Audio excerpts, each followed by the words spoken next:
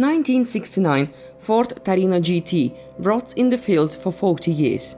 I cannot just walk past an animal that is in trouble or car that by an absurd accident dies in the middle of nowhere. It is sad and painful to see this. In that kind of situation, the 1969 Ford Torino GT found itself in Trion, Nebraska, although it is certainly a bit wrong to call a village settlement a city in which a farmer decides to get rid of one of the most beautiful cars of the 20th century. Just look how majestic and monumental this handsome car looked in its best years. The car got its name in honor of the city of Turin, the automotive brother of the Detroit in Italy. The Torino GT was fitted with front spring suspension with stabilization and heavier springs and dampers for better handling and to avoid additional rocking around tight corners at high speeds. All cars had drum brakes, although disc brakes were available as an option. The Torino's interior was completely new for those years.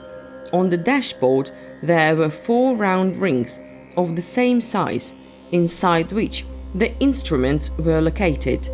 In the leftmost ring were the fuel level and engine temperature.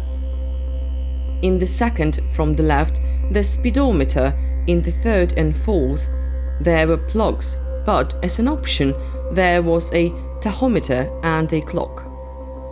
Ford offered a variety of upholstery options, including a knitted vinyl finish called Comfort Weave, which allowed the vinyl to breathe for incredible comfort in hot weather. The Torino had regular body-colored floor mats and interior sports seats, GT markings on the wheels and on the inside of the doors. In 1969, 130,000 copies were produced in various configurations. Just think about these numbers, but the concern had many other models, for example the Mustang, with a production of under a million units. But back to our oldie. Even though the seller claimed that the dent of the front fender was the only visible damage to the body, he certainly didn't lie, but he didn't tell the whole truth either. High humidity and the field did their job. Almost the entire bottom will have to be restored. There is no living and whole place. Corrosion is all around.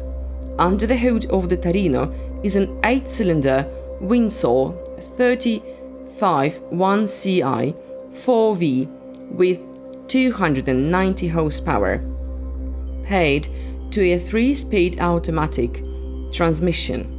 Now we come to the heart of the question of why the Torino has been parked all this time. The engine just died, and the car stood up in anticipation of major overhaul, and then they just give up with it. The Torino GT was once an absolutely fantastic car, but now it is in the past. And the most incredible thing is that the car has spent all its life in the same family. All the documents have been preserved, but money has become more interesting for the younger generation than a family history. The car was sold for $5,000 and hopefully will soon return its former glory on the public roads.